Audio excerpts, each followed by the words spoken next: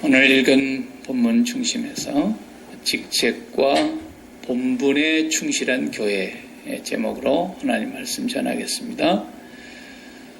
본문은 우리가 교회에서는 직분자 세울 때 많이 듣던 본문이기도 하죠.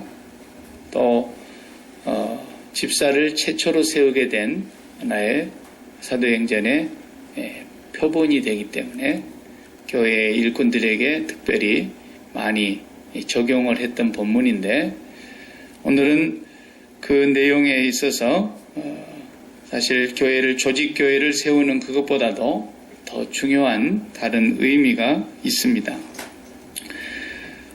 제자 수가 점점 많아졌다라는 말은 이제 유대인들 가운데 예수를 믿고 돌아오는 사람들이 처음에는 3,000명, 그 다음에는 5,000명, 그러니까 10,000명이 넘었으리라고 우리가 추산이 돼요.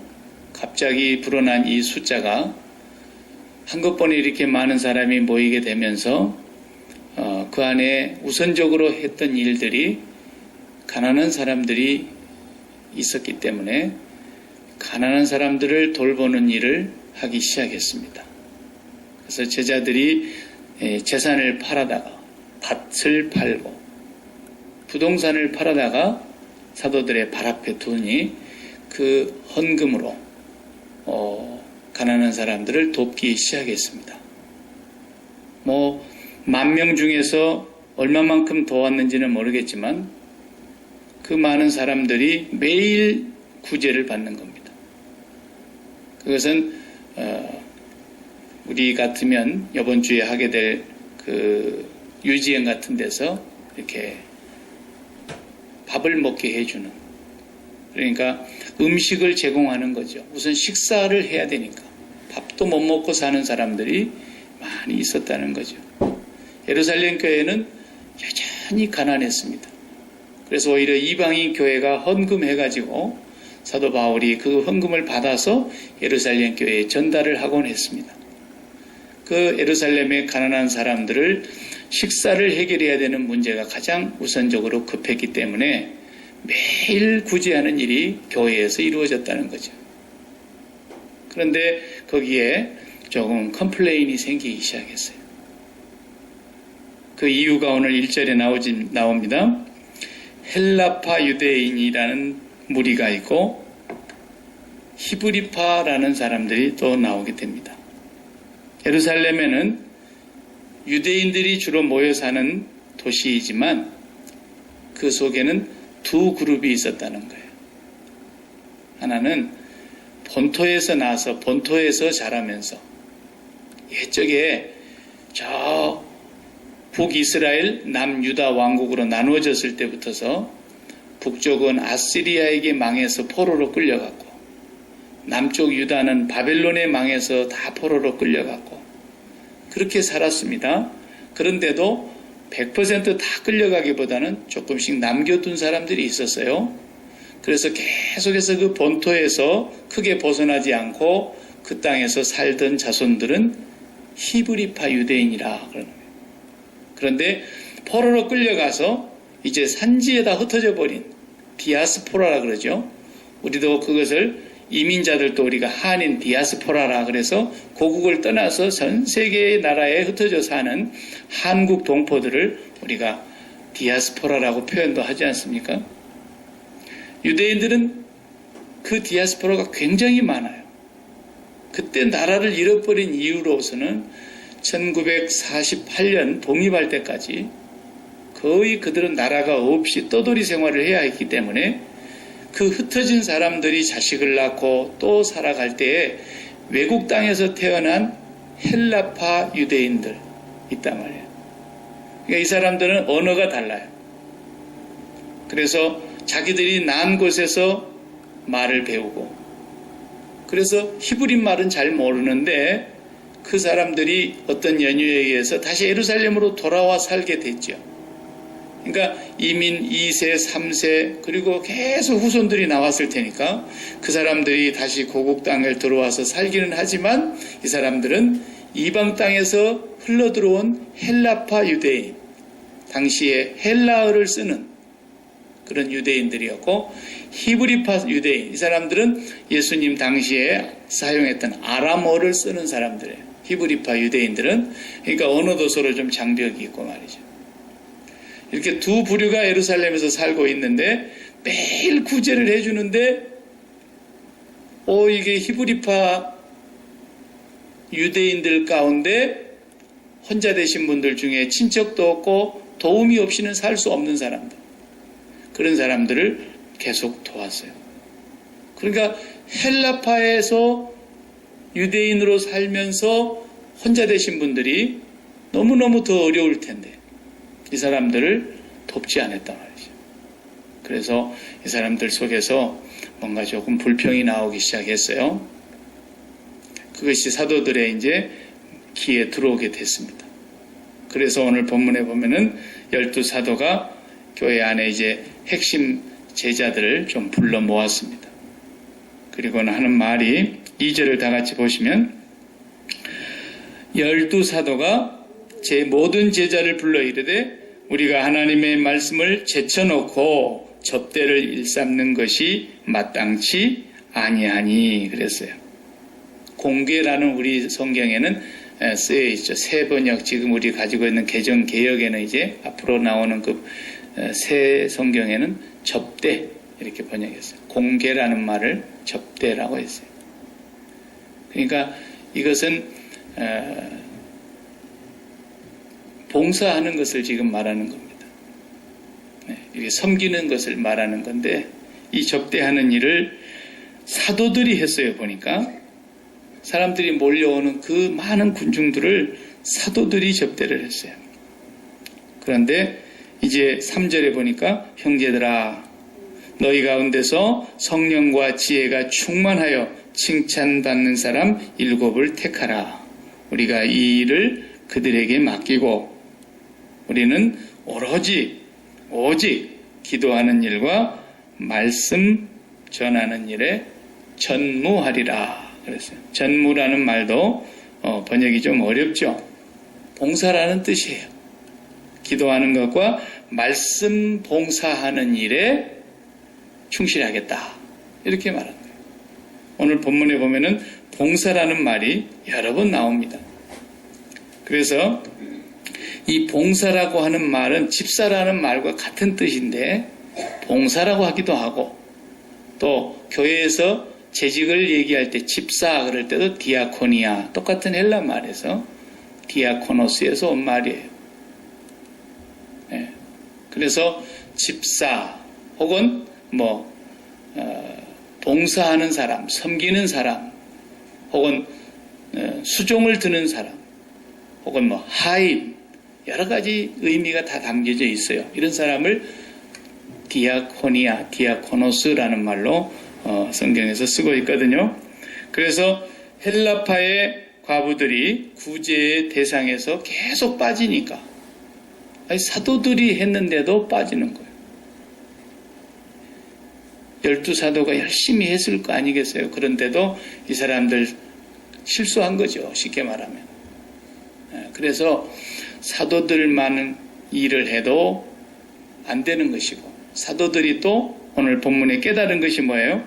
우리가 진짜 해야 될 일을 다 제쳐놓고 우리가 이 접대하는 봉사를 한 것은 옳지 않다 그랬어요. 선하지 않다. 하나님 보시기에 좋았더라 그랬죠? 그 단어가 그대로 써져 있어요. 하나님 보시기에 선하지 않았다. 그래서 좋지 않은 그런 결과를 결국 낳고 말았습니다. 그래서 이제 그 문제를 해결하기 위해서 5절을 보면은 온 무리가 이 말을 기뻐하여 믿음과 성령이 충만한 사람 7사람의 명단이 나오네요. 이 사람들을 선택을 합니다. 그리고 사도들 앞에 세워놓았습니다. 사도들이 그들에게 기도하고 안수하고 이 사람들을 일꾼으로 뽑았다. 이렇게 되어 있어요. 요즘으로 하면은 항존직 일꾼을 뽑는 얘기와 같죠.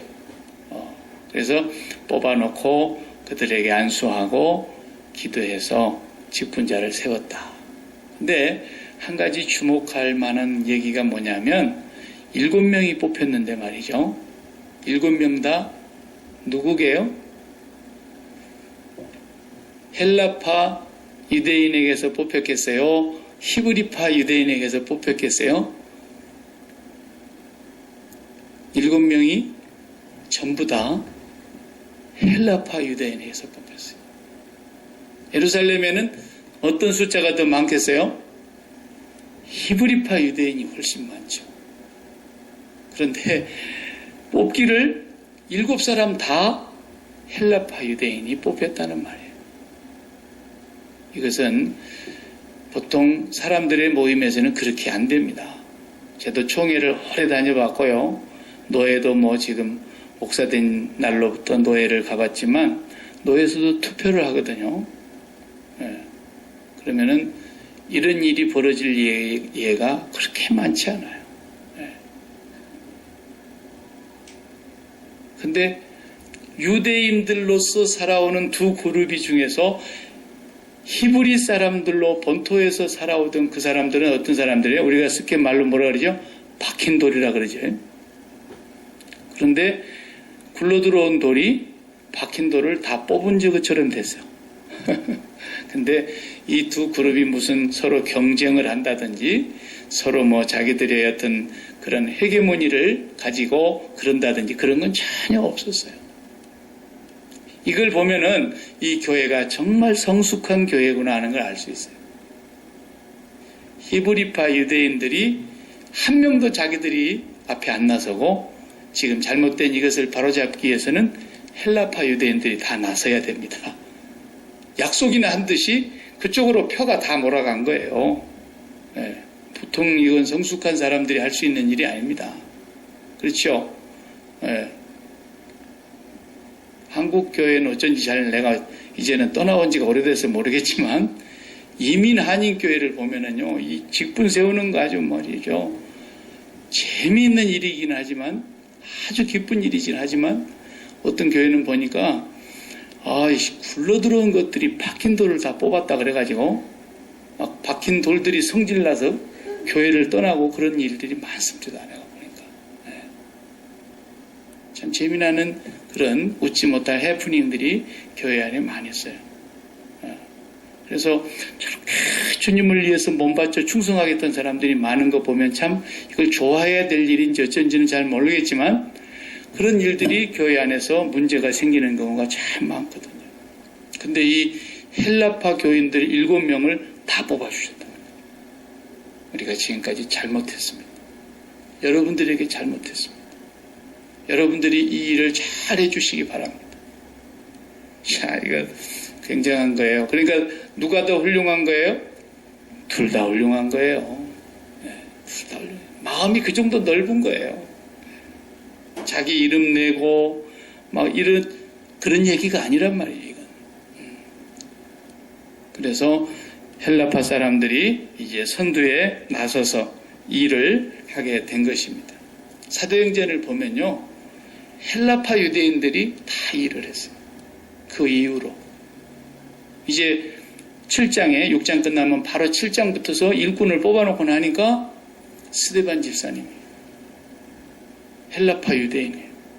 그분이 가서 복음을 전하고 앞장서서 나서서 복음을 전하고 그러다가 첫 번째 순교자가 됐어요. 그 다음 8장에는 헬라파 집사님 중에 빌립 집사님이 또 이디오피아 여왕 간다게의 내시가 국고를 맡은 그 내시가 예루살렘에 명절 때 왔다 가는 그 길에 성령의 이끌림을 받아 이사야를 읽고 있는데 뭔 말인지를 모르겠어요. 이사야 53장을 읽고 있는데 알 수가 있어야지.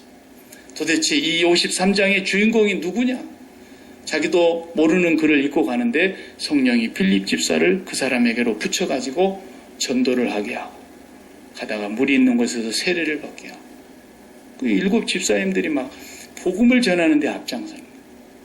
그 다음에 또 9장에 가면은 최고로 헬라파 유대인 중에 가장 악랄한 사람 바울이라고 하는 사울 청년. 이 사람도 헬라파 유대인이에요. 왜냐하면 저 고향이 다소잖아요. 다소. 거기서 태어났다. 그래서 로마 시민권도 같이 받은 사람이지만 그 사람은 이방 땅에서 태어난 사람이에요. 이 사람도 변화가 돼서 엄청난 일을 하게 돼요. 바나바 마찬가지죠. 그 다음에 사도 베드로 10장에 조금 나오고요. 11장에 조금 나오고 12장 가서 한바탕 싸움이 벌어졌는데 유대인들만 예수 믿으면 구원받는다 그랬지 누가 이방인들이 예수 믿으면 그 개들인데 그게 예수 믿는 거냐고 예수 믿는다고 구원받는 게 아니라고 그래가지고 이방인들은 예수 믿어도 유대인처럼 율법을 지키는 사람이라야 된다 이렇게 우기는 사람들이 있어가지고 12장에서 회의가 나는데 회의에서 굉장히 다툼이 일어납니다. 그때에 베드로 사도와 야고보 사도 히브리파 유대인 가운데 이 두 분이 중요한 역할을 한 것 빼고는 그 다음 전부가 다 헬라파 유대인 얘기만 나와요. 사도행전에는. 복음이 전 세계에 흩어지게 되는 복음이 뻗어나가게 되는 그 중추적인 역할을 누가 하느냐? 헬라파 유대인들이 다 해요. 근데 그걸 누가 뽑아줬냐? 히브리파 유대인들이 뽑아줬다니까요. 그러니까 성령이 충만한 교회의 모습이 바로 이런 거예요. 마음이 넓은 거예요. 우리는 당신들처럼 외국어도 잘 못하고 당신들은 외국에서 살다 왔고 외국의 전통과 문화를 잘 아는 사람인데 이 복음이 유대인들만의 복음이 아니라 이방인을 향해서 뻗어나가야 될 세계 만방의 열방에 뻗어나가야 될 복음인데 당신들이 앞서서 일해야 됩니다. 딱 세워준 거예요. 이 사람들 맨날 구제나 하라고 뽑아준 게 아니에요. 구제했다는 집사님이 안 나오잖아요. 성경에 보면. 전부 나가서 복음 전했어요. 이렇게 열심히. 교회는 구제하는 것을 하지만 그것은 소리 소문도 없이 했기 때문에 성경에 구제했다는 얘기가 그대로 안 나와요. 이때 열심히 복음 전했어요. 그래서 히브리파 교인들이 헬라파 교인들을 잘 서포트해 준 거예요. 당신들이 앞장서서 하십시오. 앞장서서 하십시오. 네. 이게 성령이 하나 되게 하신 모습이 바로 이런 거예요. 교회는 헤게모니가 있으면 이미 그건 사단이 역사하고 있는 징조예요. 헤게모니라는 게 없는 거예요, 교회는. 그래서 이제 월드컵이 브라질에서 한 2달 가까이 남았는데 우리가 축구라고 하는 것이 월드컵의 최고의 꽃입니다, 축구가. 각 나라의 뭐 프로팀들도 있고 그러지만 전 세계의 최고의 선수들이 국가를 대표해서 기량을 선보이는 이 월드컵 대회를 보면 11명이 가서 나가서 운동장에서 뛰는데 보십시오. 골킵이 있고 골키퍼 다음에 백을 딱 든든히 철벽 수비를 하는 사람이 3사람이나 4사람 버티고 있잖아요. 그리고 가운데 허리에서 저 공격하는 사람과 뒤에 수비하는 사람과의 연결을 해주는 미드필더가 있죠. 그 다음에 저쪽 상대방의 골 문 앞에서 기회만 오면은 골인을 집어넣으려고 하는 그 포워드진이 골게터가 있단 말이에요. 근데 골게터가 골인을 여면 군중들이 막 난리를 치죠. 그리고 골게터가 얼마나 영웅으로 대접을 받습니까? 그런데 사실은 골게터가 골을 넣기까지 이 수비에서부터서 중간벽을 뚫고 중앙을 넘어서서 저 공격하는 사람까지 연결해주는 그 어시스트 해준 사람의 힘이 없으면 골게터가 무슨 재주로 골을 넣겠어요. 이 스포츠가 그런 맛이 있는 거예요. 한 사람이라도 거기서 자기 구실을 못하면 거기에 구멍이 생겨서 우리 팀이 무너진단 말이죠. 호흡이 너무 잘 맞아서 하나가 돼가지고 그래서 거의 꽁지머리 하고 있는 김병지 골키퍼 빼놓고는 골키퍼가 골을 넣는 경우가 거의 없어요. 네. 그 꽁지머리 하고 있는 그 김병지 선수가 자기가 골키퍼인데 그냥 얼마나 답답하니까 자기가 저 끝까지 몰고 가고 자기가 골을 넣고 왔죠. 그랬더니 잘했다고 그럴 줄 알았는데 그 네덜란드 그 감독 있잖아요. 박지성 씨 피커방 그 감독이 너는 자격 없다. 그리고 히딩크가 골키퍼에서 빼버렸어요. 골키퍼가 골 넣었다고 해서 칭찬받을 일이 아니거든요. 자기 임무를 잘하는 그래서 저 골키퍼에게 골을 잘 패스해가지고 그 사람으로 하여금 결정적인 순간에 골인 할 수 있도록.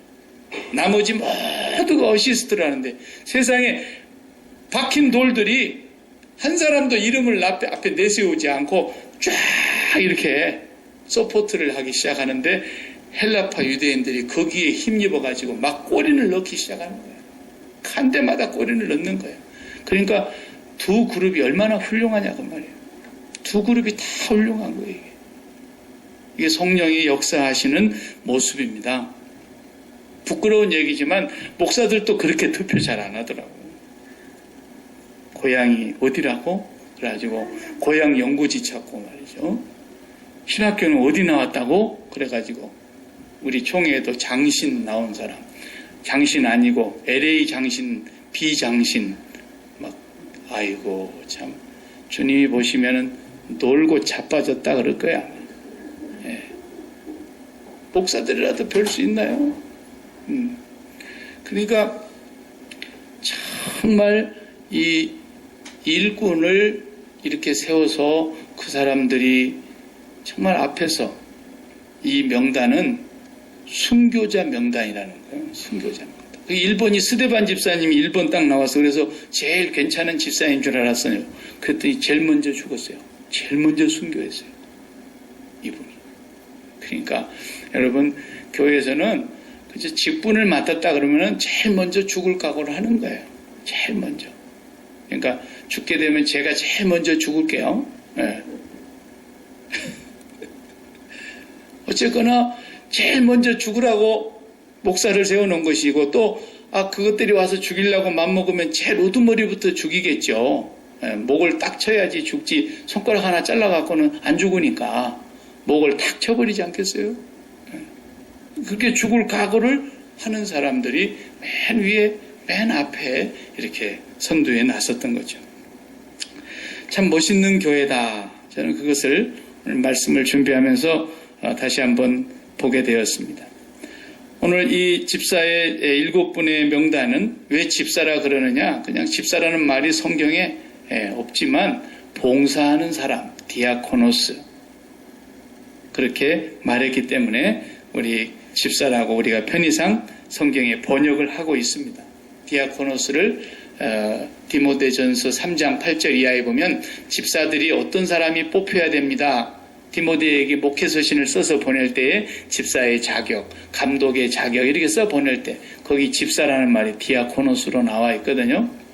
성경에 집사를 디아코노스로 해서 번역한 게 한 3번 정도 나오는 것 같아요. 그런데 이 섬기는 이 봉사직, 이 집사라고 하는 것은 계급도 아니에요. 교회 안에 이렇게 계급이 있는 게 아니에요. 아시겠어요? 교회는 절대로 계급이 있는 곳이 아니에요. 이 세상에는 계급이 있습니다. 부장이 과장보다 높습니다. 그렇죠? 그 다음에 부장보다도 그 위에 전무가 계시면 그분이 더 높은 거예요. 그 다음에 이사가 있고 또 대표이사가 있고 그리고 또 그 위에 회장님이 계시고 왕회장님이 계시고 막 이런 거 있잖아요. 그 계급이에요. 군대도 가면 계급이 있어요. 근데 교회는 어떤 직분도 계급을 의미하는 게 없어요. 그걸 아셔야 됩니다. 물론 잘 아시겠지만 하나도 계급이 아니에요. 그것은 역할이에요. 그 직책은 그 해야 될 본분, 그 역할을 말해주고 있는 거예요. 그런데 지금 사도들이 역할이 잘못됐어요. 우리가 하나님 말씀을 딱 제쳐놔버리고 이렇게 봉사하는 일을 하고는 있기는 있는데 무슨 봉사? 금전 봉사, 재정 봉사, 음식 봉사 그렇게 하고 있는 것은 하나님 보시기에 좋지 않다라는 거예요. 박 목사가 회계 집사까지 맡아서 하면 되겠어요? 그러니까 제가 죽어도 회계 집사는 못 해볼 것 같아요. 네. 재정 봉사 그거는 내가 할 수 있는 일이 아니다라는 거예요. 네. 장로님께서 재정 이렇게 출납을 하는데 이거 신년에 그 뭐죠? 그 예산 세우는 거 있죠. 저보고 예산 세울 때 좀 같이 참여해달라 해서 내가 그냥 쏙 빠져버렸어요. 거기도 내가 관여하고 싶지 않아서. 그래도 뭐 제가 없다고 그게 안 돌아가던가요? 잘 돌아가잖아요. 아무 문제 없잖아요. 그러니까 얼마나 감사합니까? 그게 또 안 돌아가가지고 거기서 무슨 일이 있어가지고 막 목사가 거기까지 들어가서 그냥 콩이냐 팥이냐 주판 두드리고 막 그러면 얼마나 웃기겠어요. 근데 우리 교회 수준은 그런 수준이 아니에요. 잘 돌아가는 거예요. 목사가 하는 일이 뭐겠어요? 사도적 사명을 계승하는 자들이거든. 그러니까 목사는 말씀을 전하는 것과 기도하는 것이 오늘 본문에 뭐라 했어요? 전무하리라 그랬으니까 과장 위에 부장, 부장 위에 전무 그런 뜻 아니에요. 전무하리라고 번역한 이 단어가 디아코노스 하리라고 말해요. 하나님의 말씀으로 하인 노릇을 하겠습니다. 그런 뜻이에요. 내가 말씀을 전하는 하인이라니까요. 하인은 뭐 하는 거예요? 섬기는 거거든요. 제가 명령을 내리는 그런 사람이 아니에요. 하나님의 말씀을 그대로 갖다가 전달을 해주는 하인 노릇을 하는 거예요. 그래서 우리 설교학 교수님이 정장복 교수님 지금 은퇴하셨지만 그분은 말씀을 전하는 자들의 직책을 영어로 딜리버리 하는 사람이라고 그랬어요. 하나님이 말씀하신 것을 네 뜻과 네 생각을 거기다 넣지 말고 그 말씀이 본래 무엇을 뜻하는가를 그대로 전달을 해주라는 거예요. 그것이 딜리버리만 하는 거예요. 우체부 아저씨가 자기가 봉투 다 뜯어보고 필요한 건 자기가 좀 이렇게 넣고 그리고 다시 발라가지고 넣고 그럽니까? 우체부 아저씨는 그대로 정확한 주소에 딜리버리만 하는 거예요. 그것이 말씀을 가지고 하나님 앞에서 하인 노릇을 하는 것이다.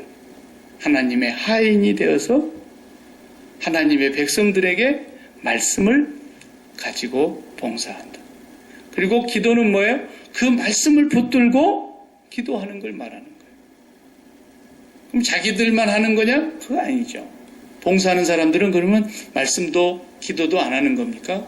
봉사하는 사람들 다 그 말씀을 듣고 그 말씀을 붙들고 그 말씀에 의지하여 기도하고 그렇게 하라는 거예요. 그래서 목사의 일은 뭐 하는 거냐? 조금 예를 든다면 목회자의 봉사는 전기 스위치 노릇하는 거예요. 전기 스위치. 이렇게 올리면 불 켜지고 이렇게 내리면 불 꺼지고. 그래서 이게 전원 표시가 여러분 뭔지 알죠? 전원 표시는 어떻게 그려놓던가요? 항상? 사과 모양이죠. 사과. 동그랗게 생긴데 끄트머리에 줄 하나가 이렇게 꼭지가 다 올라와 있어요. 그래서 여러분 스위치 보시면 이렇게 꼭지가 딱 이렇게 돼 있어요. 그건 일자입니다. 1. 그쪽으로 올리면 연결된다 그런 뜻이에요. 그 다음에 동그랗게 되어 있는 스위치 반대편은 이쪽으로 오면 0이 됩니다. 끊어집니다. 그런 뜻이에요. 그걸 두 개를 합해가지고 동그랗게 해서 가운데 줄 하나 이렇게 그어놓으면 항상 전원 표시예요. 우리 전자제품에 여러분 가만히 들여다봐봐요. 그게 원리예요. 그게 원리. 그래서 우리가 0이 돼가지고 있으면 하나님이 이렇게 켜십니다. 우리가 1이 돼가지고 있으면 하나님이 가만히 계십니다. 우리는 뭐 하는 거냐? 하나님의 말씀을 딱 듣고 그 말씀에 스위치를 딱 대는 거예요. 그러니까 목회자가 제일 중요한 것이 뭡니까? 하나님의 말씀을 그대로 해석해서 바르게 전달해 주는 것이 제일 중요합니다. 만약에 그것이 잘못돼 버리면 전부가 다 잘못돼 버리는 거예요. 그래서 선생된 너희가 받을 심판이 더 무섭고 크다고 하는 것을 말씀하신 거예요. 그래서 액면 그대로 얘기해 줄 수밖에 없는 거죠. 사도 바울은 어디를 가서 복음을 전하든지 마음에 거리낌이 없이 다 전했다 그랬고 당신들의 피값에 대해서 내가 깨끗하다 항상 그랬어요. 굉장히 중요한 말이에요. 에스겔에게 그 말씀을 하셨거든요. 에스겔아, 내가 너를 이 민족의 파수꾼으로 경계병으로 세웠다. 경계병. 경계병 알죠?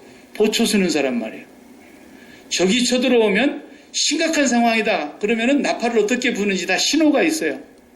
근데 경계병이 나팔을 잘못 불어가지고 적이 쳐들어오고 있는데도 취침 나팔을 불어버렸다. 그러면 다 옷 벗고 무장 해제하고 다 편히 쉬고 있는데 적이 쳐들어와서 다 죽이는 거죠. 에스겔아, 나는 너를, 이 백성들의 파수꾼으로 너를 세웠는데 만약에 그 경계병이 나팔을 잘못 불어가지고 그 모든 사람들이 죽게 된다면 그 핏값을 내가 네한테서 찾을 것이다. 그래서 그 유명한 메가드 장군이 그 얘기를 했다 그러죠. 작전에 실패한 군인은 용서를 해주지만 보초에 실패한 군인은 용서하면 안 된다. 왜냐하면 보초 쓰다가 잠들어가지고 있으면 그 안에 있는 사람 다 죽으니까. 싸우다가 작전에 실패할 수는 있지만 보초가 잠들어가지고 다 죽는 법은 용서해서는 안 된다. 에스겔에게 그 말씀하신 거예요. 에스겔아, 네가 내 말을 가서 전달을 했는데 저 사람들이 그 말을 듣고도 하나님 앞으로 돌아오지 않았다면 그들은 자기들의 죄로 인하여 죽을 것이고 너는 그들의 죄 피에 대하여 깨끗하니라 그랬어요. 그래 만약에 에스겔 네가 저들에게 말하지 아니하여서 혹은 잘못 말해서 저들이 죽으면 저들은 그 핏값을 내가 네한테서 찾을 줄 알아라 그랬어요. 그래서 하나님의 말씀을 전하는 것이 그렇게 두렵고 떨리는 마음이 늘 있어요. 그래서 박 목사가 전하는 말씀을 들으면 불편할 때도 사실 참 많거든요. 그죠? 맨날 죽으라 그러니까. 근데 어떻게 성경이 죽으라는데 우리의 주님이 죽으셨다는데 그 주님을 믿는 사람들이 주님과 함께 안 죽으면 안 되니까 그러는 거예요. 안 죽으면 절대로 안 되게 돼 있어요. 안 죽은 사람은 절대로 하나님이 안 들어와요. 안 들어와요. 자기가 들어온다고 착각하고 있는 거예요. 내가 그 사람을 보면은 지옥을 가게 생겼는데 내가 가만 놔두겠어요? 저 사람은 지금 자기 스스로 자기가 체면을 걸고 있는 것 같아.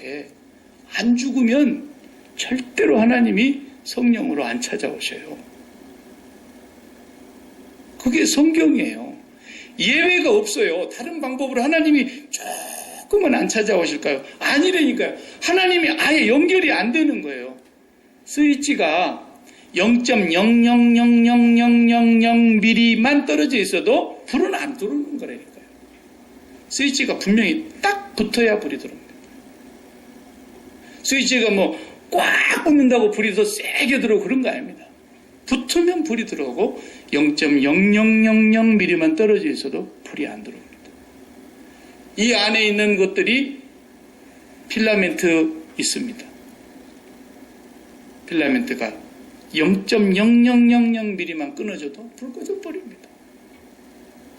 성령이 우리 가운데 오시는 것은 우리가 죽어야만 올 수 있어요.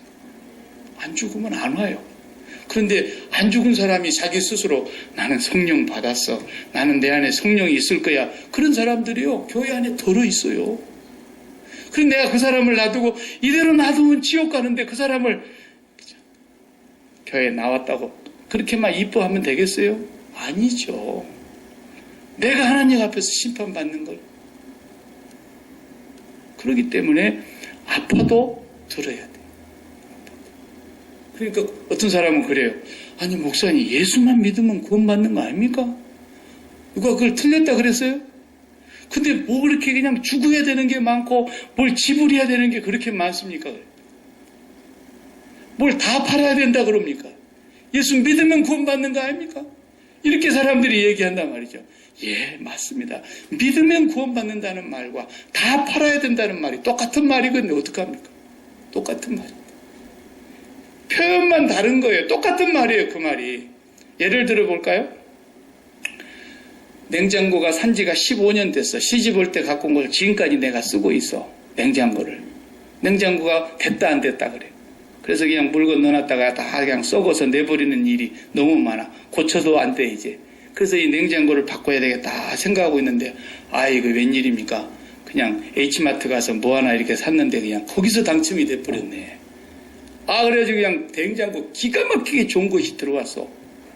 그런데 이 냉장고를 거기 갖다 집어넣으려면 어떻게 해야 돼요?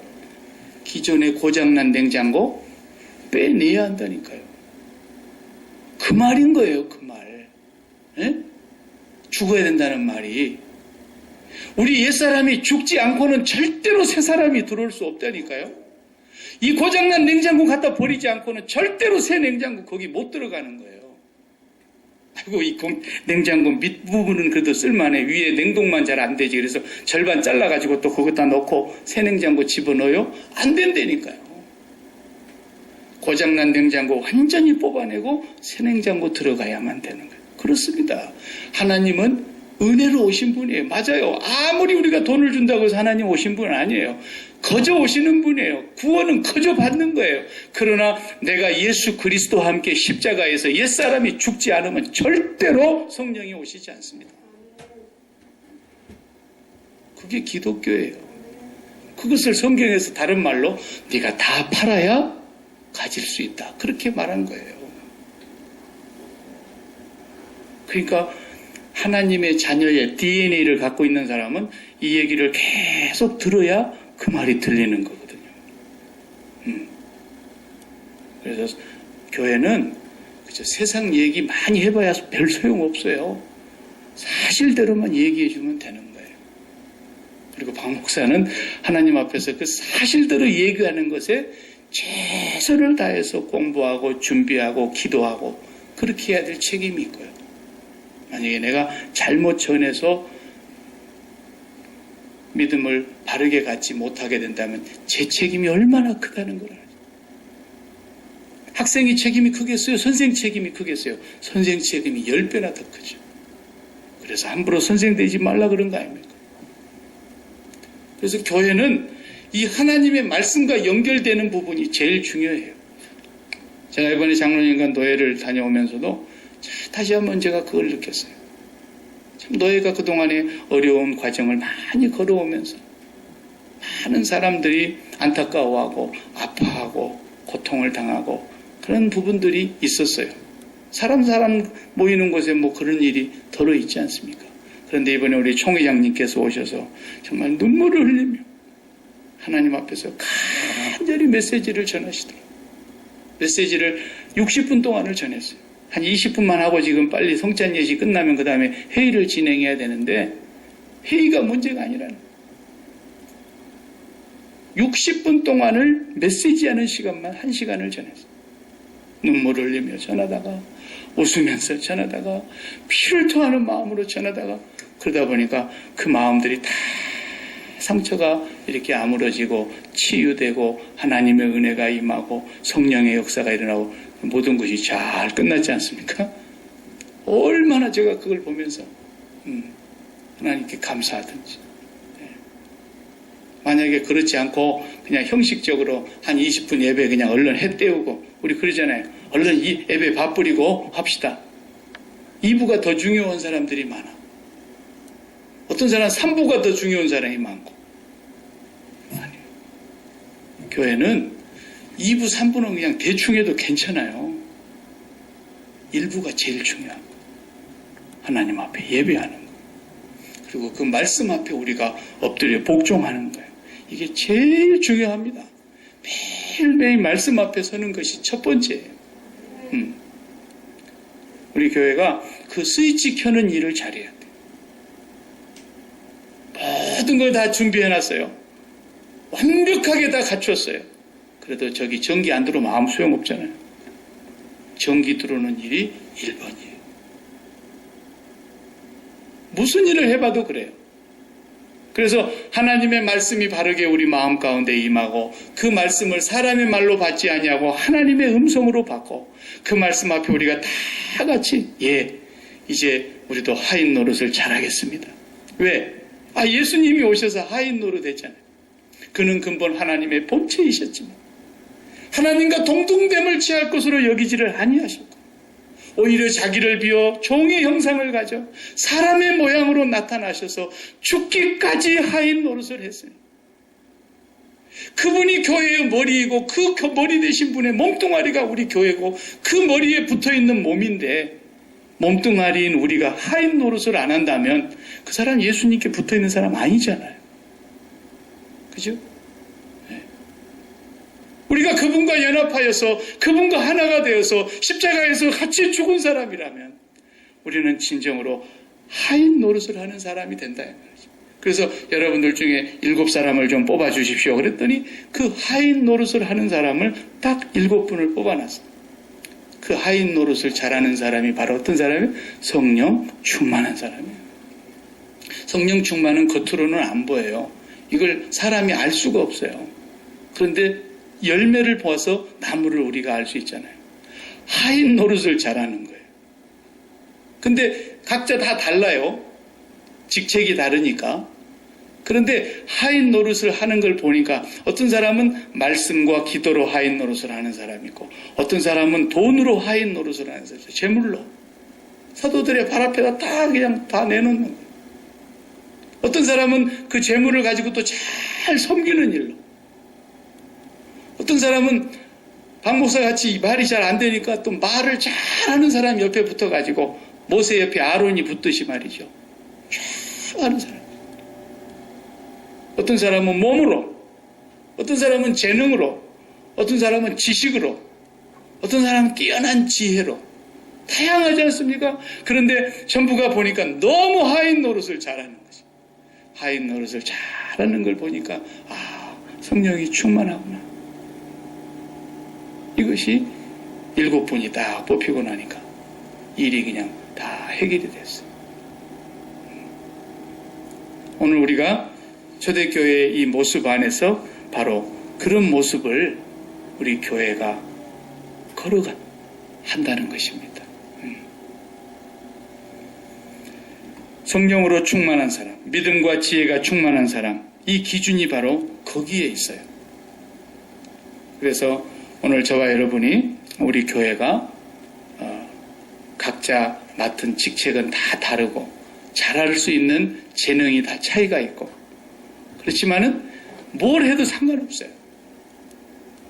목사님 나는 할 줄 아는 게 아무것도 없어요. 집만 되는 것 같아요. 그런 사람은 없어요. 세상에. 그런 사람은 하나님이 불러가셔요.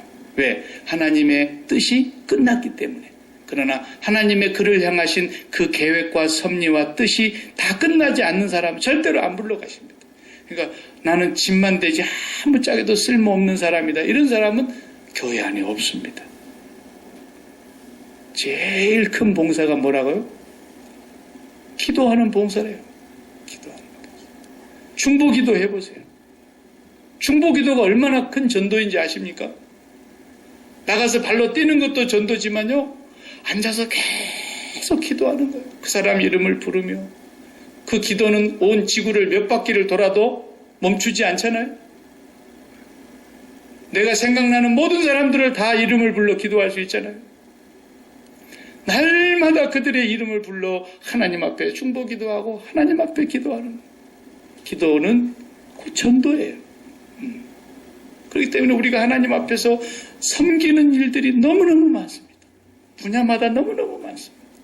그런데 보면은 섬기는 것이 기쁨이고 섬기는 것이 행복이고 나 같은 것이 섬길 수 있다니 영광으로 아는 거예요. 예? 이렇게 되니까 하나님의 교회가 얼마나 아름다운 모습이 되냐 이거지. 그렇게 되려면 이 모든 것에 가장 우선하는 것이 말씀과 기도하는 일이 잘 준비돼야 돼요. 목사의 일만 아니에요. 목사뿐만 아니라 이 말씀을 듣는 저와 여러분이 동일하게 하나님의 말씀 앞에서 그 말씀을 붙들고 기도하는 일을 열심히 우선적으로 해야 됩니다. 그래서 하나님의 은혜가 우리 가운데서 충만해질 때에 무슨 일을 섬겨도 기분이 좋아. 그걸 아는 사람은 섬겨놓고 나서 꼭 후유증이 생겨버려요. 네. 후유증이 생겨요. 그러니까 섬기는 일을 하기 전에 하나님의 말씀과 기도로 성령 충만함으로 날마다 무장해서 우리 각자에게 맡겨주신 그 직책 앞에서 하인 노릇을 잘 할 수 있기를 축복합니다. 기도하십시다.